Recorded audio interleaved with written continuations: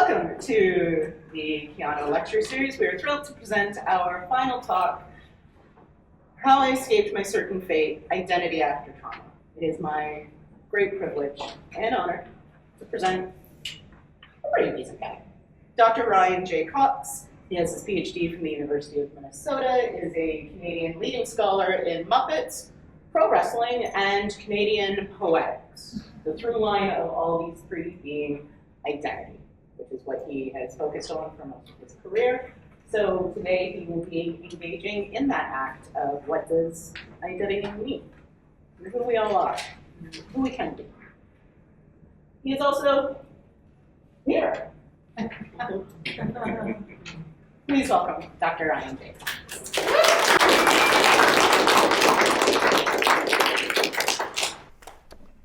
Hello.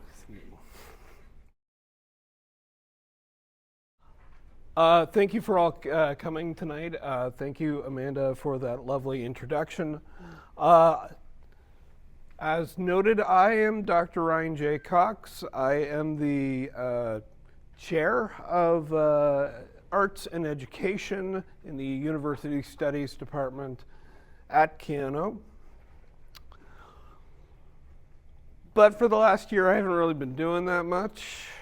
And we're going to talk tonight about why. Why haven't I been at work?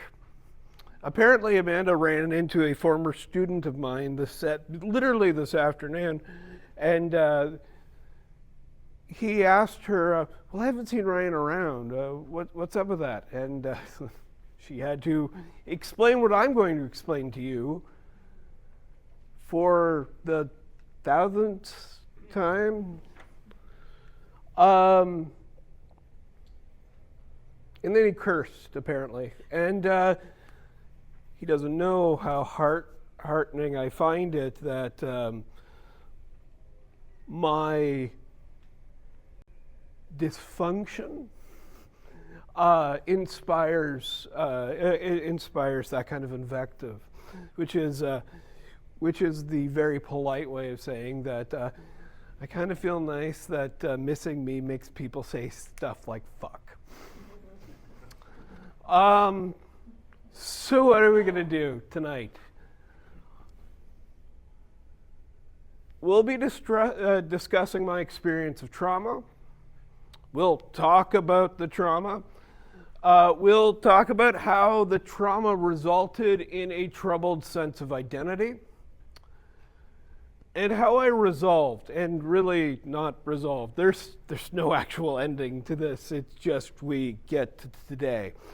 But how I resolved or am resolving these crises, or these crises, because it's not one. One would be simple and easy to overcome, but trauma apparently makes lots of little crises.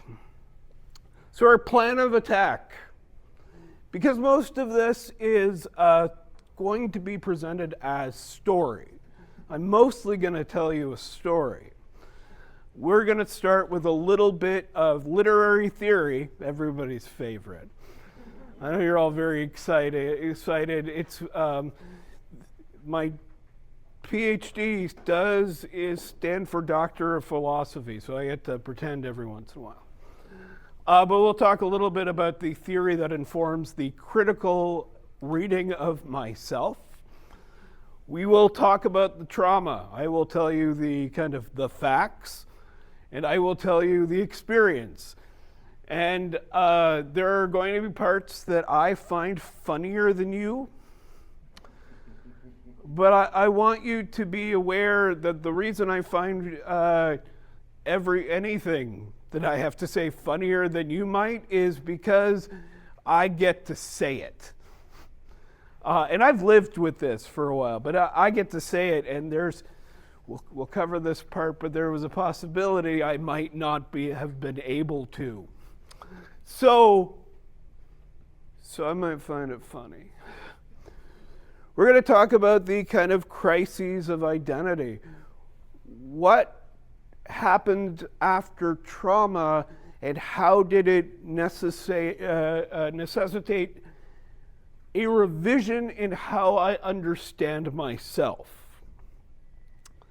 And initially I had resolution here, but it's just the present. How did I get to here? I'm very happy to be here. This is not a terrible place to be, but how do I get there? So that's what we're going to kind of cover this evening. We're also test running whether I can still do any of this stuff, because I've spent most of the last year talking to my cat. Because everybody else in the house has to go out to school or to work. It's just me and the cat. We have lovely conversations, but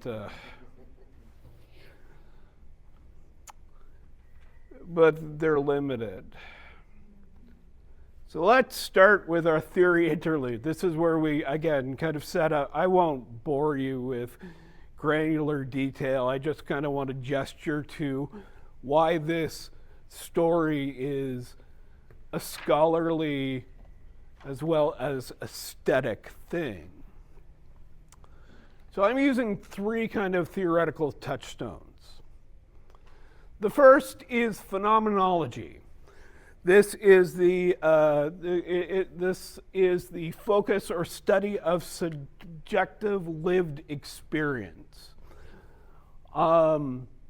Really comes into its own in the 20th century, championed by Husserl. I've tried reading Husserl. It is boring. Where I can pick this up from is from literary theory. And particularly from the work of Roland Barthes. Although in my research about what it is I do, or am going to say to you, I probably also picked some up from Sartre and Camus, because dead French guys who smoke cigarettes are cool. I want to be cool. Barthes argues that the reader's experience of the text is what produces meaning. That when a reader encounters a text, it is that encounter with the text that produces meaning. It is not authorial intention, so we don't care what Shakespeare meant when he wrote whatever the hell he wrote. He's dead. We can't ask him. So we don't care. Inconveniently, I often study authors that are alive. It's a terrible mistake because they can contradict you. But this tonight, the only one who can contradict me is me. So, but this is, and there's no transcendent meaning. Right? There's no kind of inherent meaning. I can't look at what has happened to me over the past and say this has a given meaning, just as I can't say that The Great Gatsby is a brilliant communist critique of American capitalism, which I like to say when I'm teaching it on those rare occasions, because I hate that book. And I think it bothers people. But it is the encounter, the subjective encounter with the text that kind of matters. Here, to kind of go to a level of theoretical wankery that I'm shooting the moon. I'm going for next level stuff here. I am the text and the reader, both at the same time. It's kind of awesome. I think I win post-structuralism. And I appreciate that some of you laughed at that joke, because that is probably the most obscure joke I could possibly have made. So, thanks. Some of the jokes are going to be for me. The next kind of touchstone is Judith Butler and queer theory. specifically the kind of idea of identity. This one doesn't require that kind of as lengthy a explanation because hopefully it's kind of straightforward. But identity is the product of performance. So you are who you are because you act like who you are. Right? And it is a consistent and coherent performance. So if you're the guy who's known to have the baseball cap because you wear the baseball cap all the time, it's the consistent performance of wearing a baseball cap that makes you baseball cap guy. And coherent means that the performance makes sense. It is straightforward and makes sense. It's not troubled or disrupted. It feels natural. Now, identity as a result of this performance piece, identity can be troubled or disrupted by things or events that trouble its coherence. In Bodies That Matter, her book on the subject, Butler spends a lot of time talking about how drag or trans folks trouble the gender binary by not performing it in the acceptable normative way. It's because the normative way is a fiction.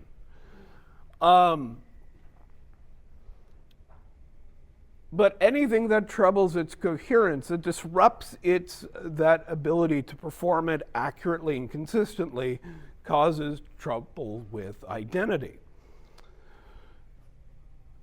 Butler generally is discussing normative performance of gender and how that's a fiction and all kinds of fun stuff like that. In my work, when I'm using Butlerian concepts, I look at both the macro or the micro, so like people, and how people construct themselves.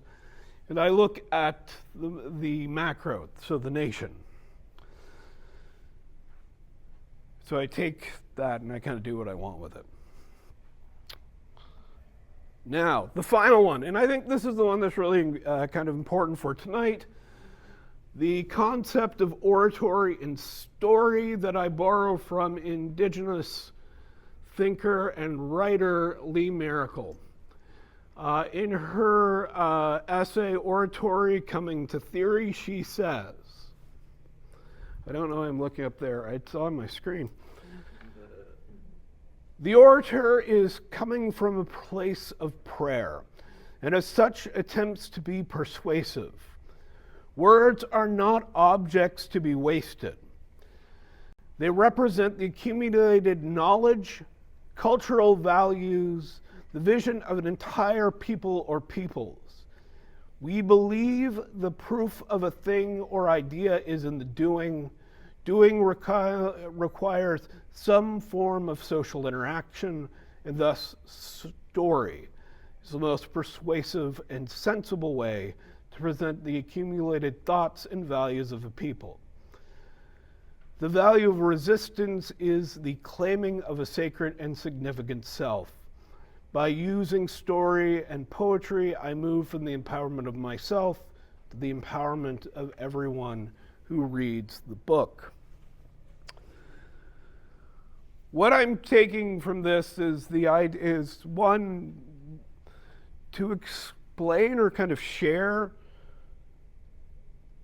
what the last year of my life has meant. We'll see, I will tell you the clinical kind of breakdown of what happened. That doesn't explain anything. In order for you to get the kind of wisdom or any knowledge or benefit, we need to be in relation. We need to be connected. We need to share in a moment. And through my story, I'm going to make bigger points, and you'll get them, hopefully. But it won't be kind of as straightforward as A plus B equals C.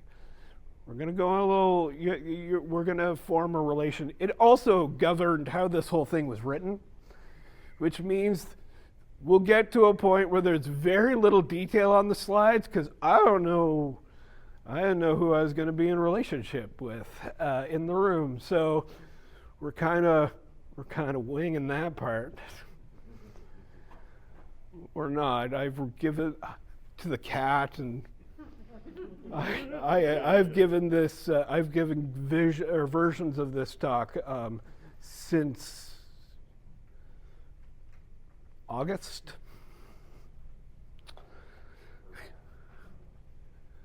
But this is the one that you're here for. So that's just to this is to justify telling you a story. And I do want to, this is really important. I understand how kind of messed up it is for the subject of my analysis to be myself. I know that is problematic for a lot of people. That level of introspection's a problem, but it's kind of my jam. So just bear with me. I'm fine. I didn't talk to my therapist about this. I strangely avoided that.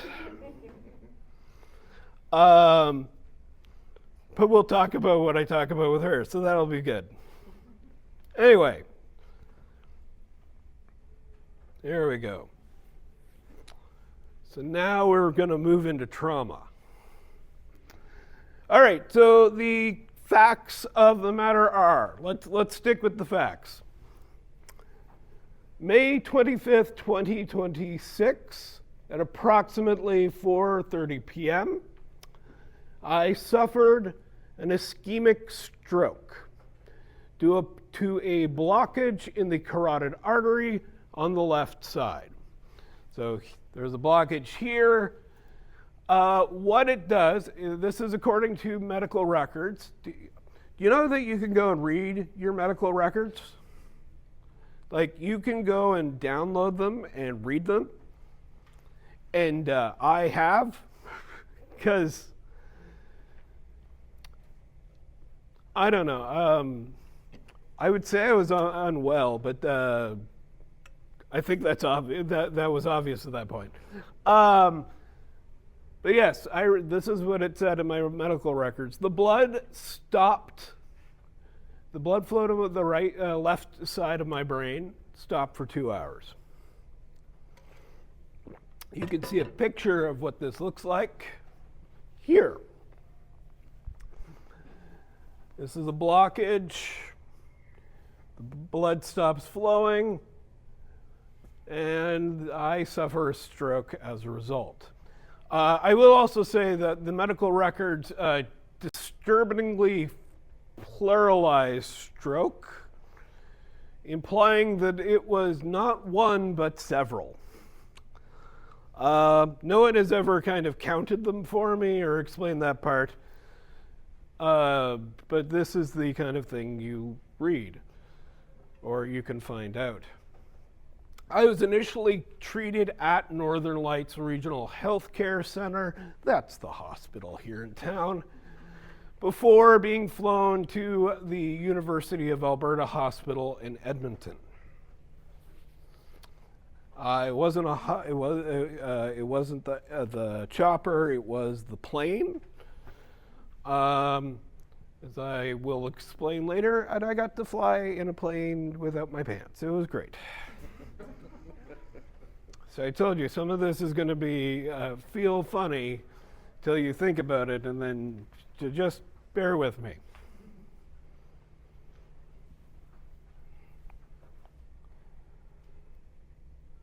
My brain died a little.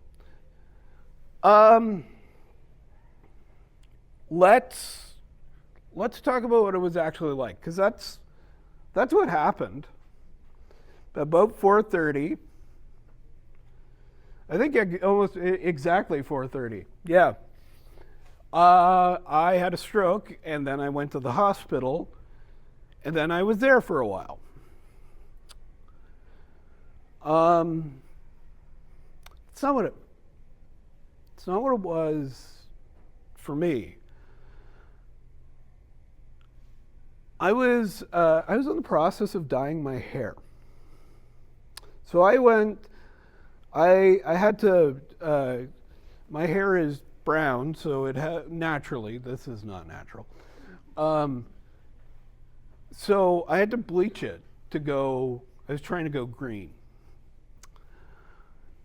So I had the bleach in, and it was time to wash it out. I had a shower to do that, and I was in the shower, and my head felt funny. I felt dizzy. Kind of a headache. It wasn't good, but I was like, man, it's nothing. I got out of the shower. I went upstairs. My wife was there in the room. I bent down to pick something up, and something went pop. And when I came back up, apparently I made no sense.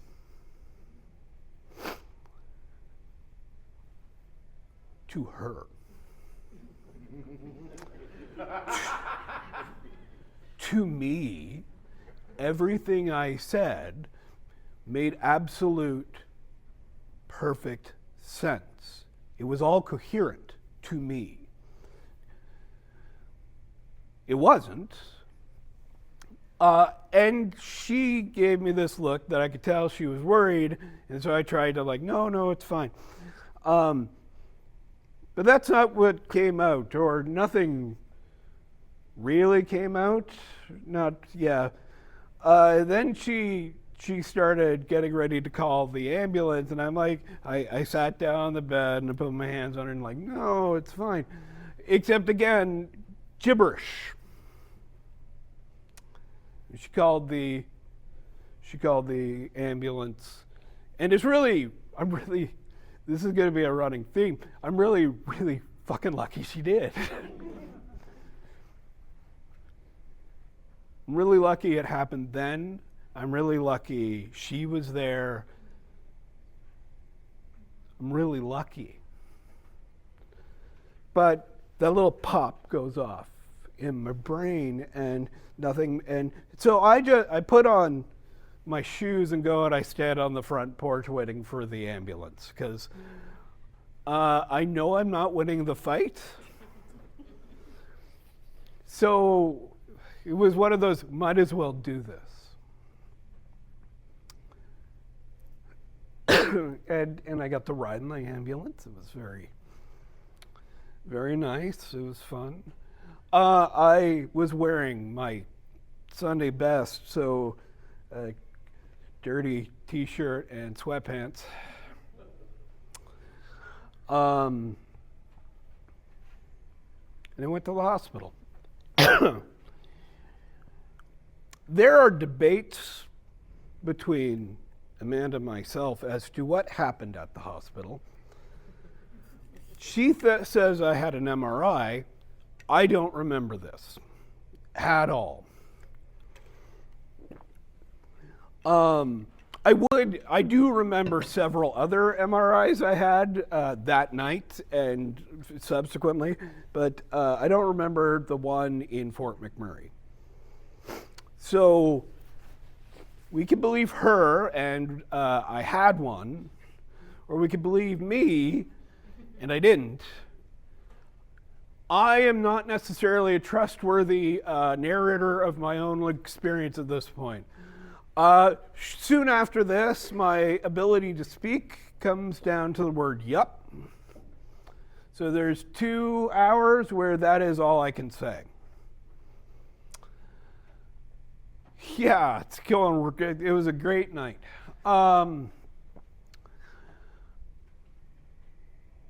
I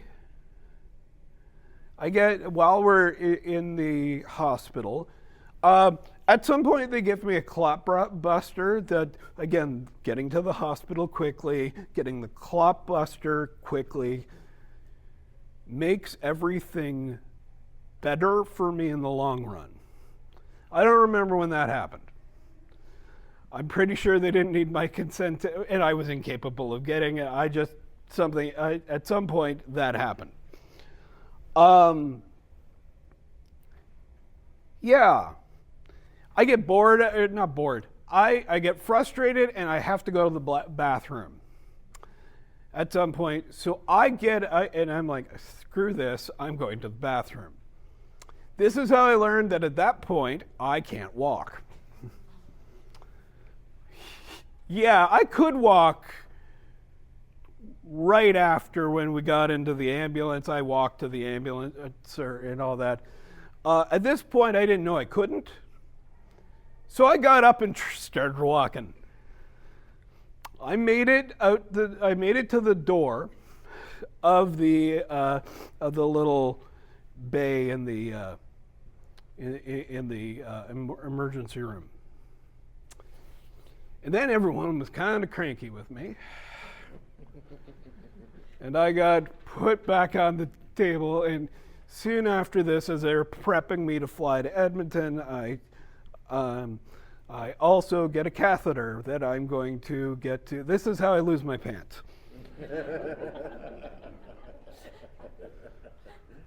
So then I have to ride to the airport with all these big, muscly firemen without pants. I get put on a plane where I fly without pants. I don't get to wear pants for the next week. I have to wear hospital gowns in the hospital, but yeah, so I remember that part. That part kind of sucked.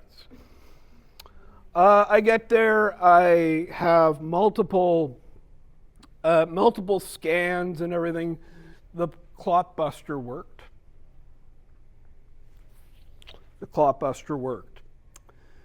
I get moved to the neuro ICU. I'm not allowed to sleep that night. Well, I'm allowed to sleep, but they're going to wake me up every half hour to make sure I'm not dead. And they do wake me up every half hour to make sure I'm not dead. Now, this is what they're supposed to do. It was kind of annoying at the time. But that was the first day. That was the first day.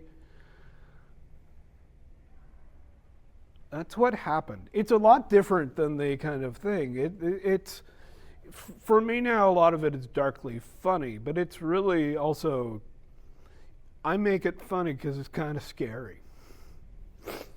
Maybe not kind of, maybe just. So what was the outcome?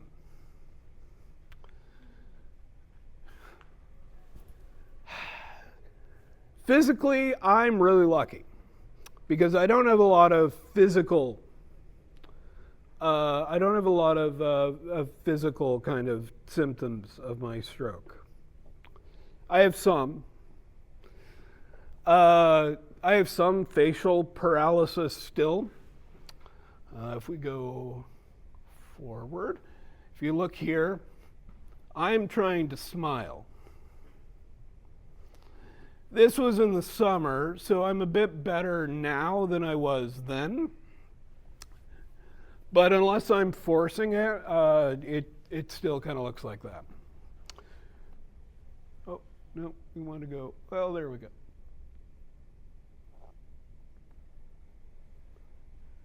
No, you didn't do what I want. There we go. Yeah, so I do have some facial paralysis. You probably would not ever notice. I'm aware of it. The physical stuff is a lot of stuff that you won't notice, but I am acutely aware of. I have reduced function of my right hand.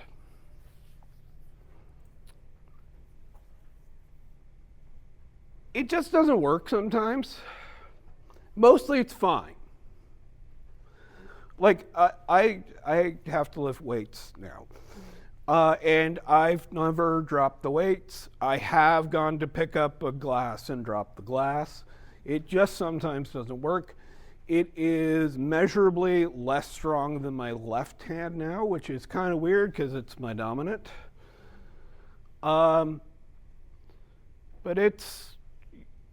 I notice it, but you would never know. So I think that's pretty lucky.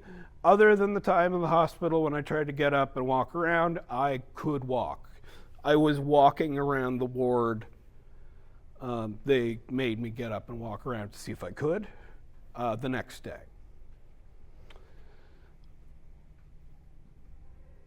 But coming with this, there was also decreased stamina. I got tired really easy. In fact, until Christmas, I had to have an hour-long nap every day. It wasn't like a question of whether I wanted to have a nap. It was I needed to, or my day would be terrible. So I had a nap. I was not a napper, or at least I was not an intentional napper. So that was a really weird change. It governed how my day was structured, which is strange. Now, the other part, I want you to, so I said that it was on the left side. You see here a lovely kind of breakdown of what happens in the brain. So the left-hand side controls the right lobe, right half of your brain. I don't know what I probably should have learned that. But this it says on the screen, doesn't it? Yeah. The right hemisphere controls the left half of your body. The left hemisphere controls the right. That's clot on stroke on this side, bad hand. Yeah. Generally, slower processing speeds is something I've experienced. It's hard for me to kind of keep up. It's hard for me to keep up, or at least keep up with what I remember it being like. My experience of my own kind of the way I could think tended to be a lot quicker than it is or was for most of the last year. It's only in the past 2 months that it kind of feels normal. And I don't know if that means it is normal. It means that it feels normal. But in September, I had psychological testing, and they determined pretty clearly I was having trouble with processing speed. It's a problem. The cognitive parts are a problem. I want to remind you right now, do you remember what my job it was? I'm not just a professor, I am an English professor. Well, I'm a professor, so part of it I needed, but the other parts, when we get to the language next, that was a problem. Because the left hemisphere also contains the language center. And it was affected. I have aphasia.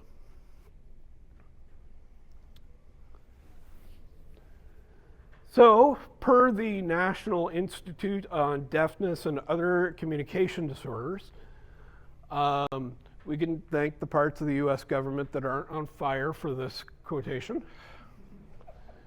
Aphasia is a disorder that results from damage to areas of the brain responsible for language. For most people, areas in the left side of the brain are affected. Aphasia impairs the expression and understanding of language as well as reading and writing. And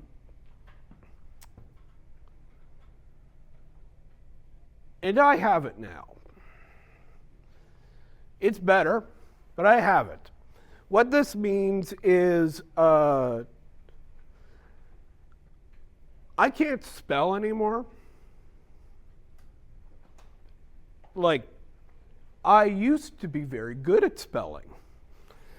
And now I can't.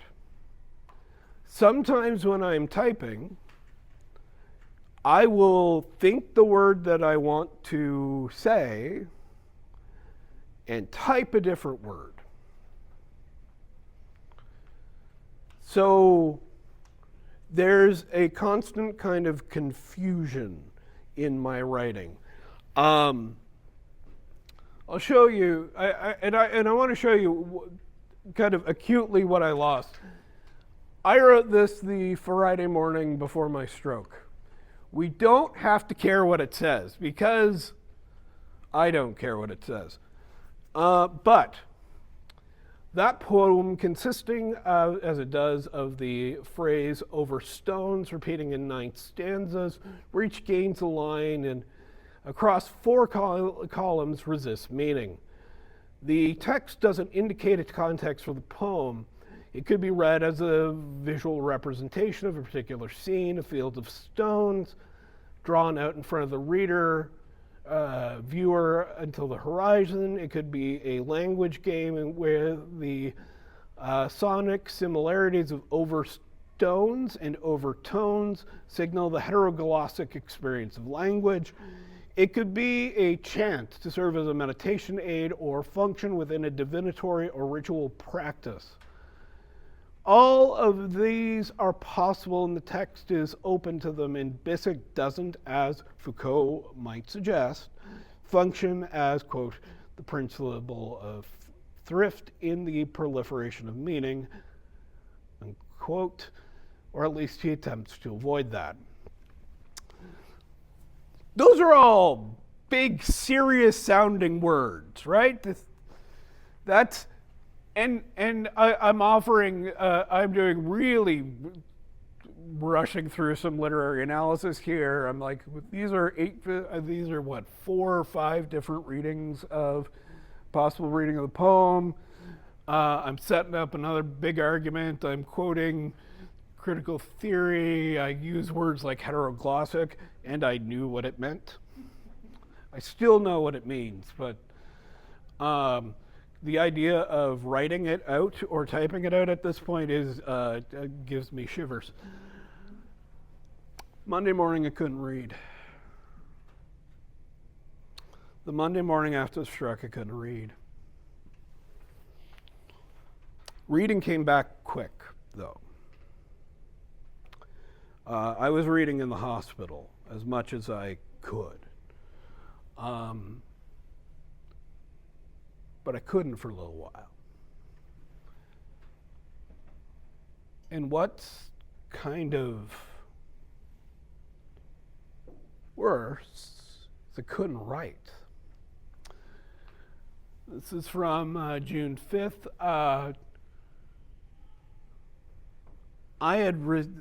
I will say one of the things that's really important about my experience is I learned how much I'm loved.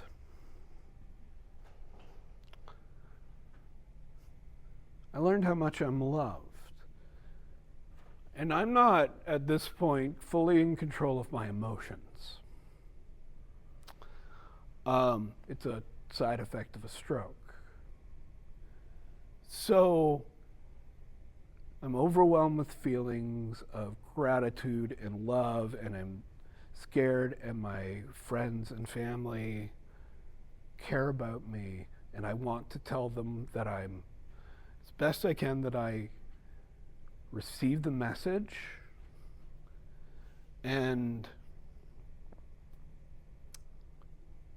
I appreciate it. And that's what I wrote.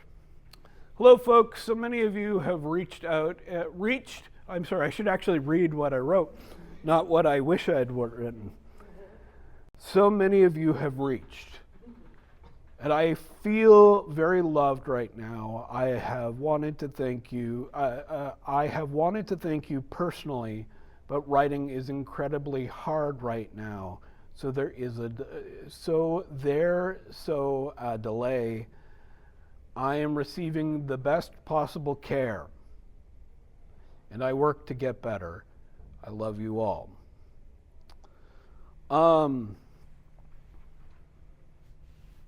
That took me 45 minutes, almost an hour to write.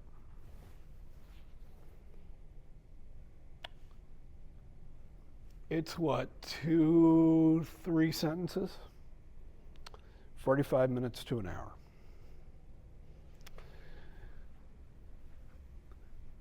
My facility with language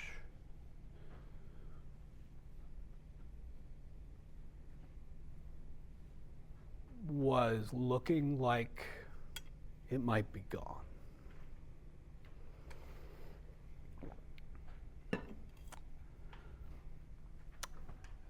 She didn't say what my undergrad degree was in, and my master's degree, it was in creative writing. The only thing I've ever wanted to do is to be an artist and to be a poet.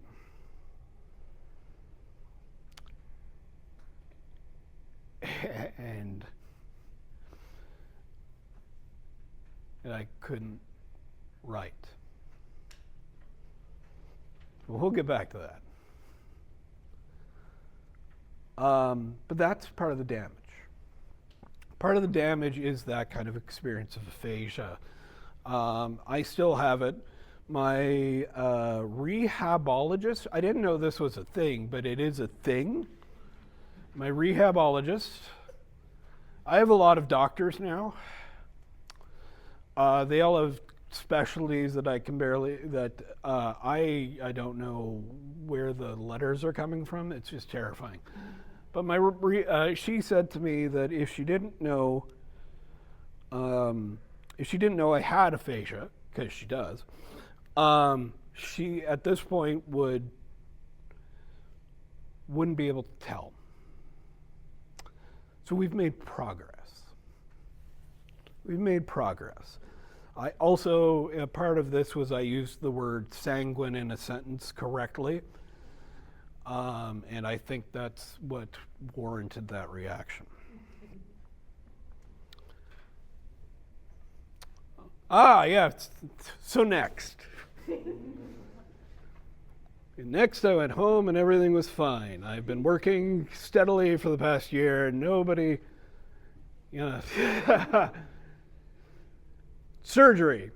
Surely that will improve things, right? That's what we think. That's what the spoiler is yes it did, but also no it didn't.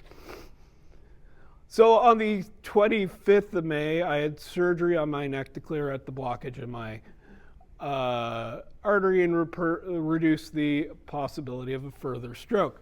You can see the photo of the scar right here. It is, later we can talk about how the scars are slowly working their way around my neck so that it looks like it's just I look like Frankenstein. Because if you notice, it almost joins up to this one here, and that's a different thing.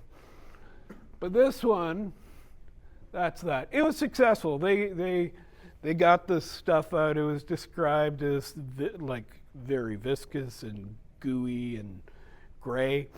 I don't read your medical files. So it's successful. That's good, because I don't want to have another stroke. I've had one, I'm done.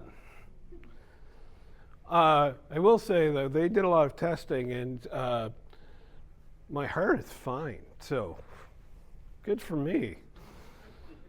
It's just blockages. My brain is where I decided to screw that up. The surgeons, and I want to say definitively because no one has said definitively, although I'm pretty sure my throat surgeon, or my ear, nose, and throat surgeon has opinions about this. The surgeons likely nicked a nerve when they were cleaning out that artery. And as a result, one of my vocal cords is permanently paralyzed. This means I didn't have a voice for most of the last year. I have a cold today. That's why I sound like this. Also, I'm getting used to having a voice again. Speech therapy is happening. But there's permanent paralysis there. I didn't have a voice. I couldn't talk above a whisper. That was a problem for me.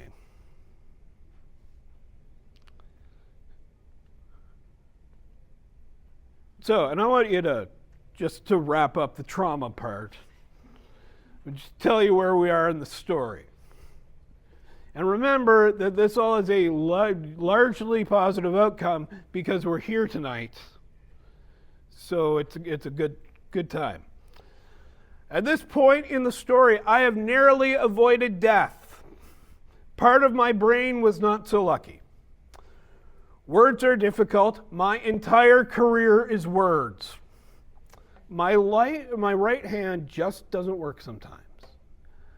I cannot speak above a whisper, and even then I sound like a chain-smoking frog on the make around last call. But high-pitched, it's terrible. I know what thickened water tastes like. If you're asking what that is,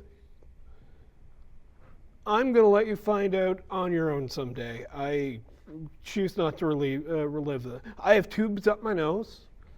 No one knows why. They also are not willing to remove them because someone else put them up there and they must have had a good reason. You laugh, this is what happened. Like, why do you have tubes up your nose? I don't know. Do you want them out? Yeah. Are you going to take them out? No. It says to insert something funny about the catheter here. You can write the joke you like there. The text that, find the text that you desire. This is how I found out I'm diabetic. I found that out the morning after. By the way, you're diabetic. Oh, okay. I'm worrying and traumatizing my friends and family.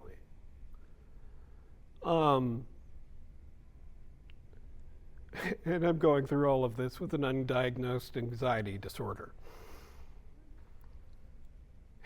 And I want to repeat this part. I know I'm lucky. I know I'm lucky.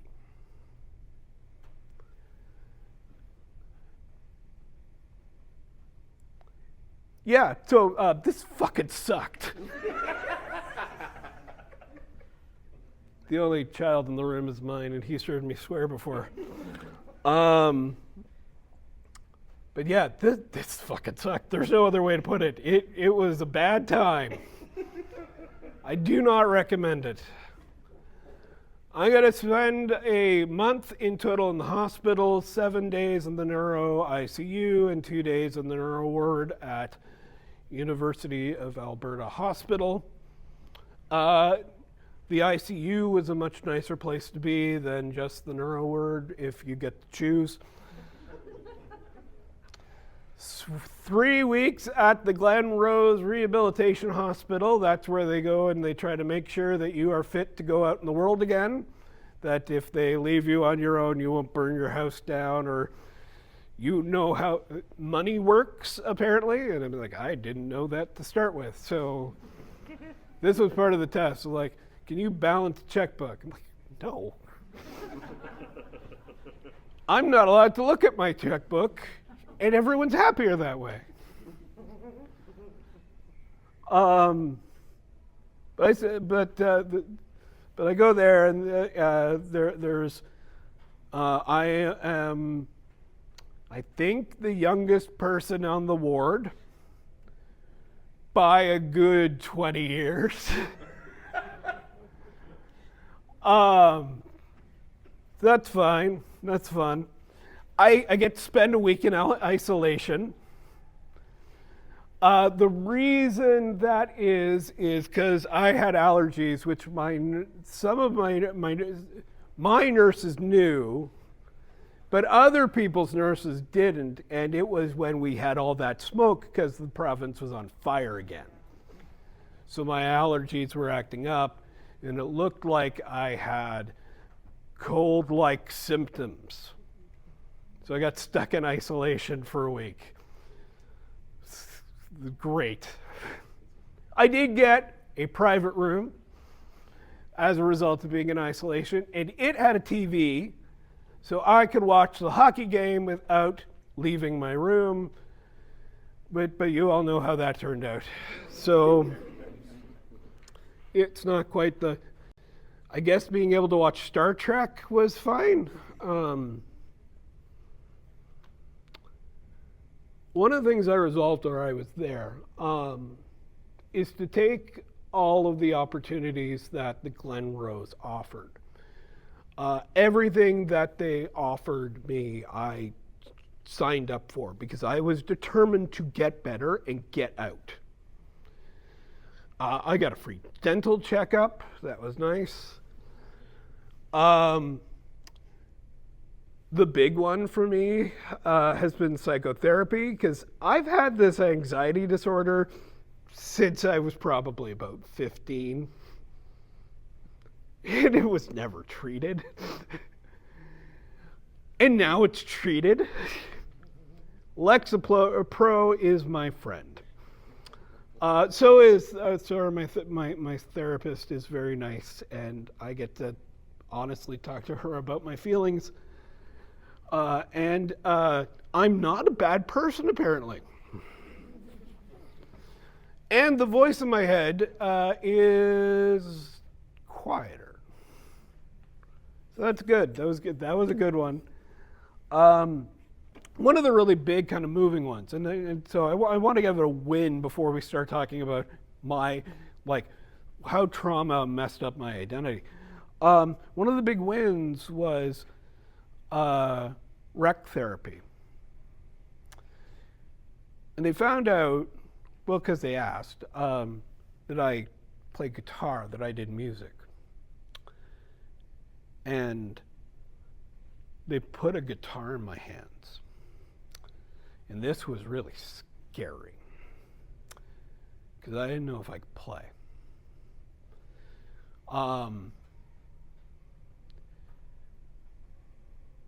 I have never felt so good as when my hand formed the first chord and I strummed, and then I did it again and I changed, and I could still play because at least I had that. It was a big, big deal.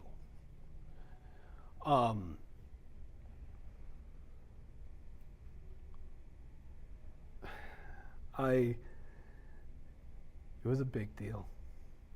It was a big deal.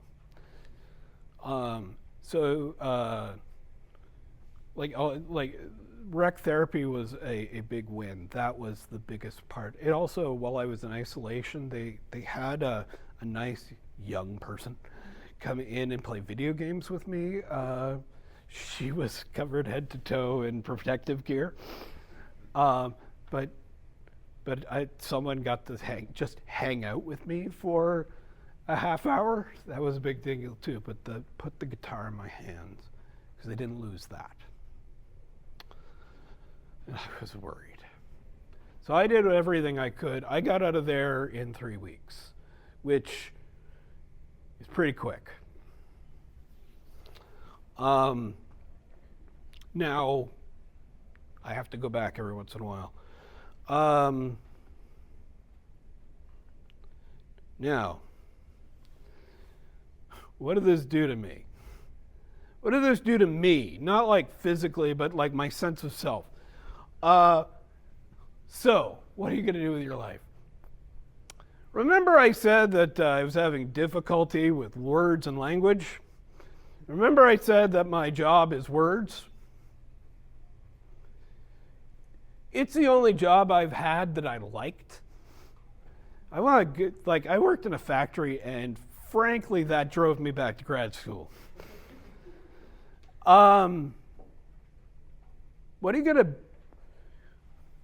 Whatever it is you do, especially if what you do, you kind of view what you do as a calling, what do you do when someone asks you, well, what are you going to do if you can't go back?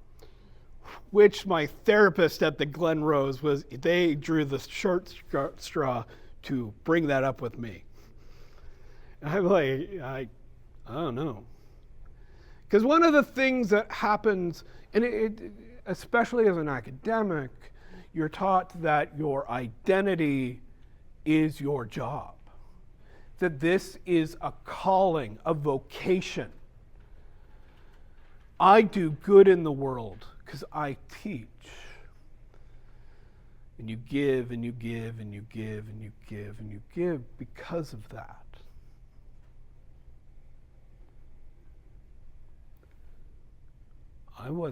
There was a possibility I wasn't going to be able to do that. I'm 46 now, so I was 45. And I had decided I wasn't dying, like ever now. I'm just going to keep on trucking. Amanda says I'm not allowed. Yeah, right. Yeah. What am I going to do? I was good at my job, and I can't. What's more, this came up much later. This was my GP, my physician, corresponding with various places, but he flat out said, well, the reason that you had the stroke was your job. I'm like, what? No one told me after the stroke why I had a stroke. They just said you had a stroke, and for my own peace of mind, I had to accept that this was just a thing that happened. But your gut job caused your stroke. Well, you had the stress caused emotional imbalance, which causes metabolic imbalance, which caused the stroke. He's yelling at people. Not me. I was fine. He likes me. He was yelling at other people on my behalf at this point. But my job caused the stroke. My work tried to kill me.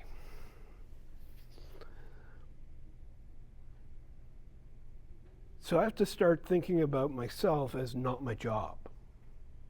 That's really hard. I'm not my job. What am I? I don't know. Not my job. And my job tried to kill me. I've been working to kind of figure out how to exist in my job without that same level of commitment. But it's the kind of job where if I'm willing to give it, they're willing to take it. So I have to figure out what to do about that. I have to figure out what to do about that. I have strategies. We'll find out in the future how they work. But I had to start thinking of myself as not my job. I had to think of, And I had to start valuing, this was another big thing, valuing my own needs. My needs are legitimate.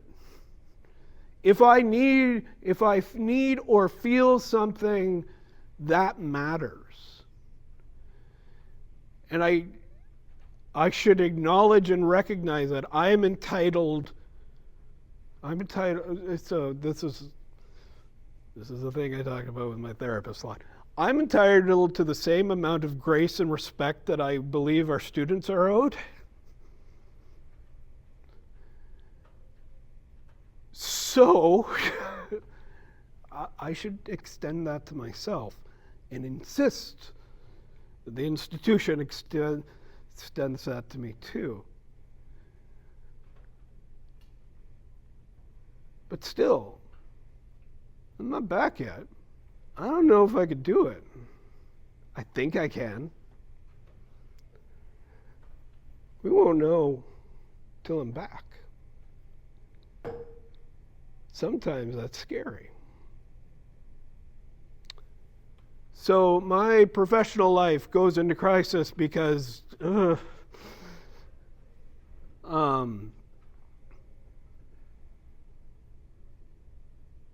yeah, that's scary. It was scary then, it's scary now. This is a big one. Or one of the big ones. I know what time it is. I know what time it is. Don't worry. What's that? I'm going to blame McGill. Yeah. Got lots of time. Yeah. Lots of film and camera. There you go. One of the other things that has happened is my body has changed radically over the past year. And embodiment is a key component in the performance of identity. The thing, your little meat suit that you move around and you dress up and you do all that stuff too, that's the surface on which the performance of identity often happens, at least in its kind of crudest and simplest ways. If you go to a sport, the Jays, do they play tonight or tomorrow? Tonight? You go to a Jays game and everyone is wearing a Jays t-shirt or hat. It's to show that they are part of that group. That's a performance of a group identity. Or how you do your makeup. I dye my hair and wear it long, and because I'm kind of goth punky, and it signals that, right? That's kind of my deal. So the body is kind of important to the production of identity. And mine stopped feeling like mine. There are a bunch of stuff that changed. One of the things is that my health required significant changes in diet. So I went from eating relatively well, but kind of whatever nonsense I wanted, to low sugar, not no sugar, because it's almost impossible to do that. Ask me how I know. Low fat, low salt, low potassium. Kidney damage related to a bunch of things. Low carb, no red meat. And I'd start exercising every day. The result of these changes, some of them were coded as socially, in a social sense, negative. There was a period in the summer where I would get lightheaded. I was kind of over-medicated because to get my blood pressure down, they gave me lots of drugs, and then they kept giving me that amount of drugs, and I would get lightheaded. So, I passed out, and twice at night. One time I I fell into the toilet paper dispenser and pulled that off the wall. And I fell into another night. This is not the same night. I fell into the shower stall and broke that, and also scratched myself up. So that was bad. And I couldn't trust my body. I would get up from activities and being upright. The title of that, Keep Your Head Above Your Heart, that was the basic kind of through line of how to not pass out. If you keep your head above your heart, the blood kind of runs in the appropriate ways. I was getting sick, so some days I was off food. I did not like food. I ate because it is necessary as a diabetic for me to eat consistently, to eat small, reasonable portions at a set amount of it to keep my blood sugar in regulation. But, you know, I didn't like food. This is all bad. And it felt like I couldn't trust my body. It would do things I didn't like. It felt weird. The other thing that happened is radical weight loss. I probably started about 280. I'm probably 205 right now, and I'm still losing weight.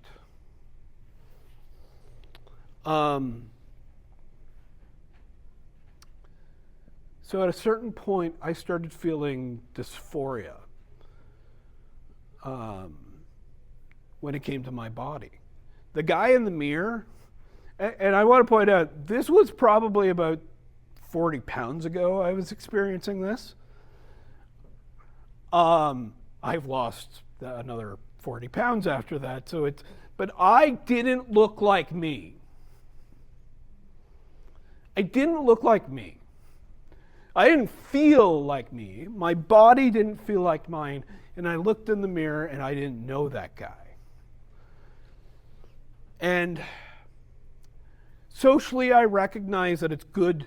Like, thinner is generally valorized in our culture. But I looked like that for a long time. I looked like the guy in the mirror, or who used to be in the mirror, for a long time. Since university, late high school. Looked like him for a long time. And now I didn't. I didn't know who I looked like. There was something lost. And I'll just wait. It's funny to cut the tension. My body didn't look like my body. These are different stops on this kind of journey. This is about when I started feeling, about the time I was feeling the dysphoria.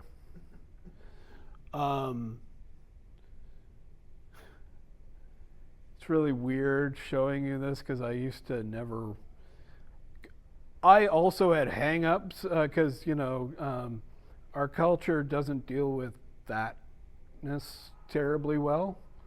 So the idea of showing if you told me a year ago I was going to show a room of people, many of whom I know, pictures of me without my shirt on, I would have thought you were insane. And here we go. And I look thinner now. My body is literally changing shape. I have a collarbone. I sit in bed sometimes and play with my clavicle. Like, this is fun and new.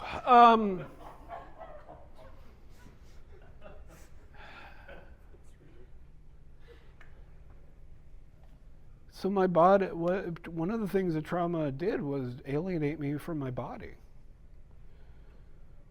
which alienated me from my sense of self. And then lost my voice. Well, it's not in then. This all happened at the same time. Let's play that. I'm going to show you how that feels. What you're about to hear is unpleasant. But this was me trying to express my feelings with the loss of my voice.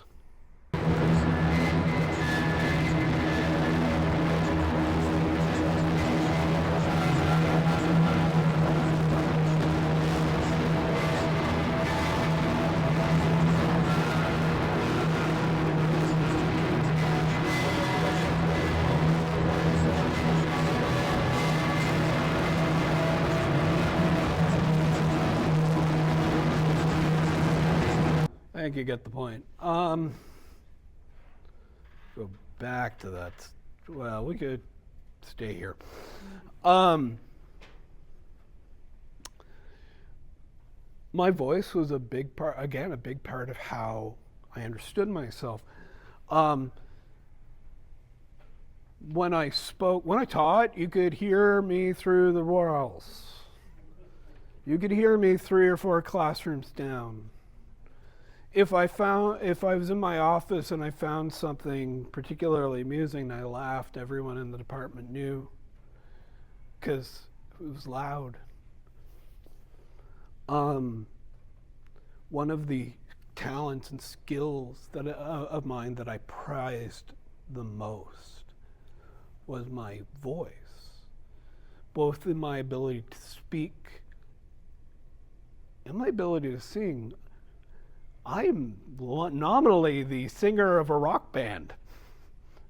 We barely play out, and we're, I think our best work is instrumental anyway, but we're not here to debate that. Couldn't sing. I used to just walk around singing because it made me feel good.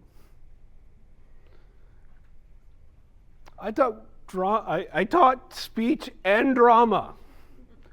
Last year in drama, we did a unit on musicals, and I taught them all how to sing in a musical. And the students they were all like terrible, and I asked, "Why are you all quiet and scared?" It's because you're good. I'm like, I'm not that good. Keep saying more.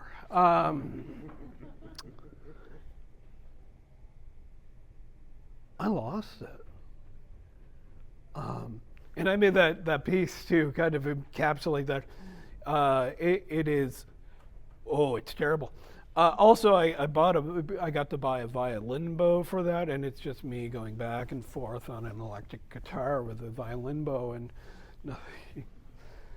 it's noisy, and that's how I felt. I felt like I couldn't express myself, or that something about me was gone.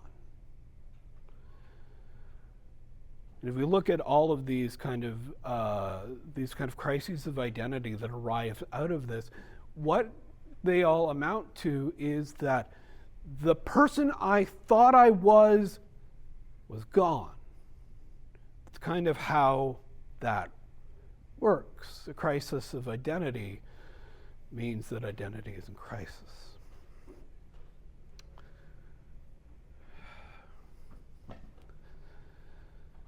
It sucked.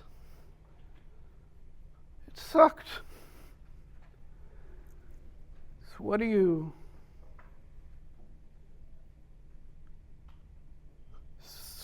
do about that?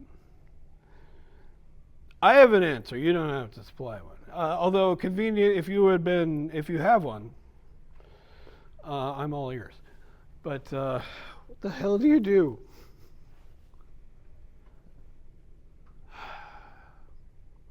I had to end up, this is a really important thing. I had to grieve myself.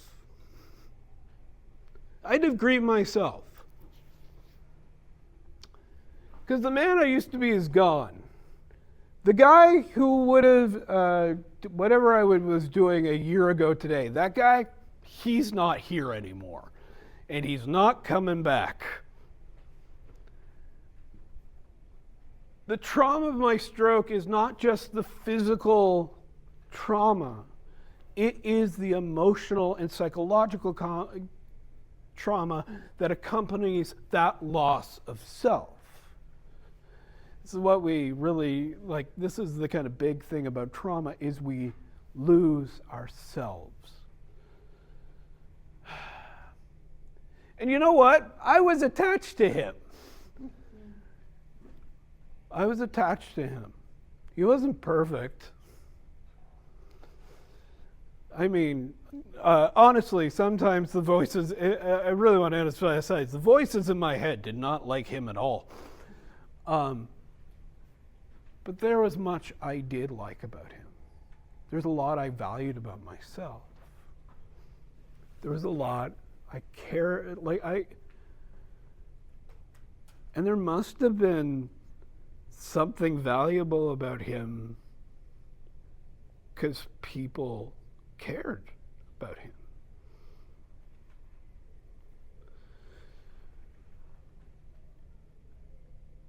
So I had to deal with it. I had to accept he was gone. And he's not coming back. See, I feel better now. Holistically, in all ways. I am mentally healthier than I think I have ever been. Physically, all of my numbers continue to be on the right path. And they figured out I had some weird numbers around Christmas, the kidney thing, and they figured that they just took away 2 medications, and that mostly solved itself. So that's fine. This is also part of the trauma, the part of the trauma, but it's also a good kind of to indicate. I've had to buy new pants 3 separate times since I got out of the hospital because I keep going down a size. I am in better shape than I literally have ever been. And I feel better in pretty much every way, or at least as better as I can. But this doesn't diminish the loss. So I had to learn to grieve the man I used to be. The way to deal with that was to, in part, recognize that I am experiencing loss. And that loss hurts. And it's okay. It's okay. Because I'm still here. Still here.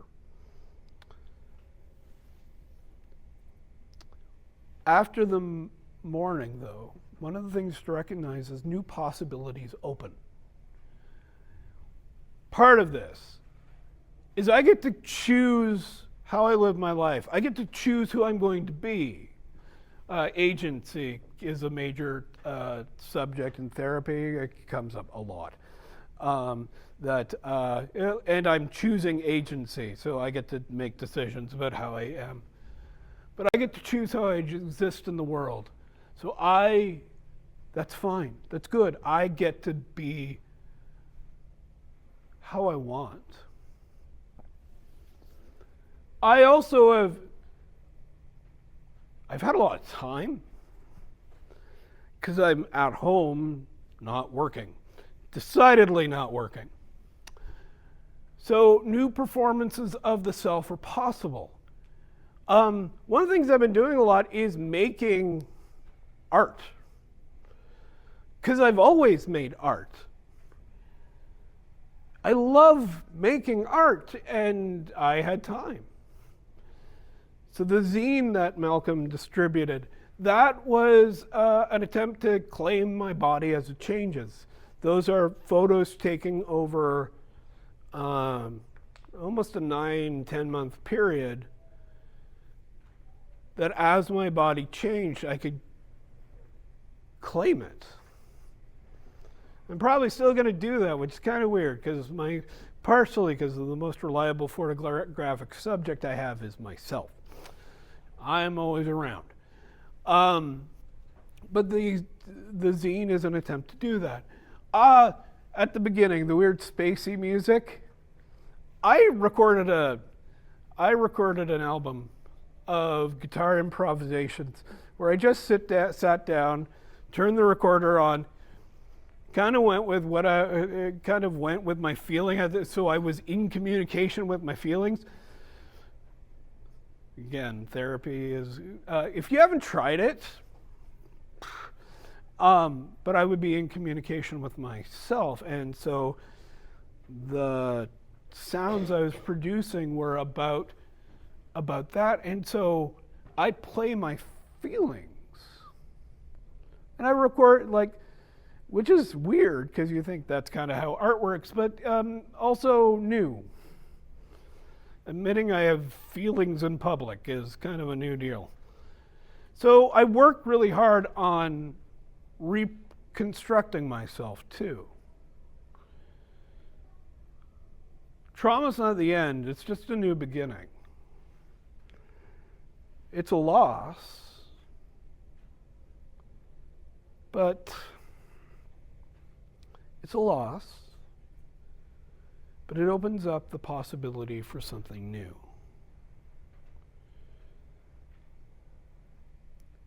I think on that's about where I told you there wasn't an end. There's kind of an end. Because I get to go back to work next week.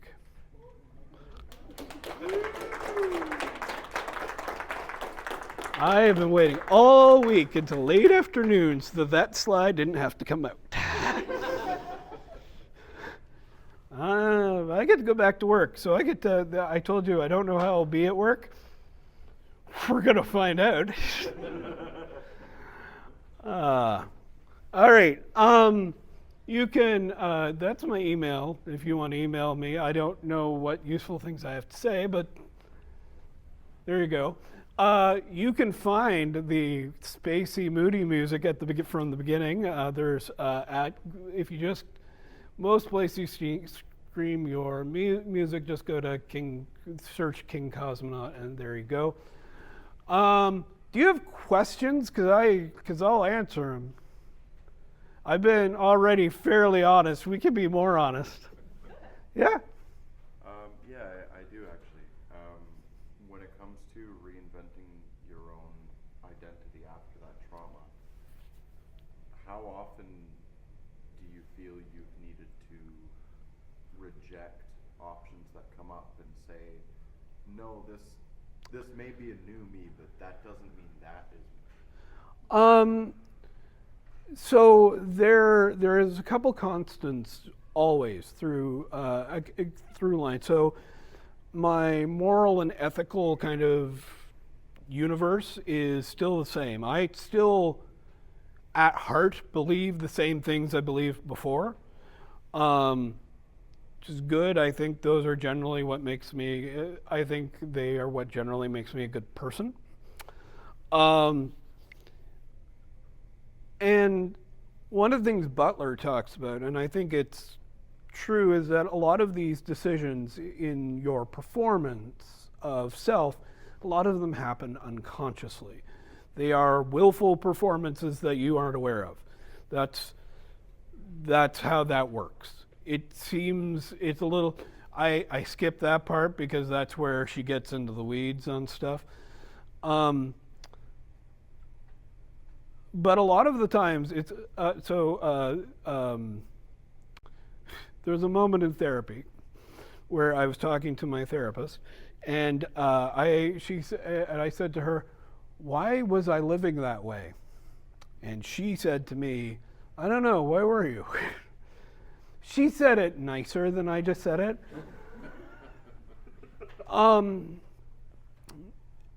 But the past thing worked. It's now I have to build new ways of being and existing because they don't work anymore. So some of that is consciously thinking about, does this work? I want to be this person and live this way. Does this work? So it's not like I'm gonna be cowboy hat guy. I guess I could do that, but it's yeah, I could do that. It would be strange, but a lot of it is recognizing that what I want matters. And so as long as everything is kind of internally consistent, it works out fine. If it wasn't consistent, we wouldn't do it. I said we, which is strange. It makes perfect sense Yeah. to me. Anyway, Okay, well, thank you everyone for attending and for all the feels. Please make sure you have a cookie, have a tissue, enjoy the zine. If you have any questions, you can ask him on Tuesday when he starts back at work. Thank you very much for coming, everyone, tonight. We'll see you in October for the next part of the series.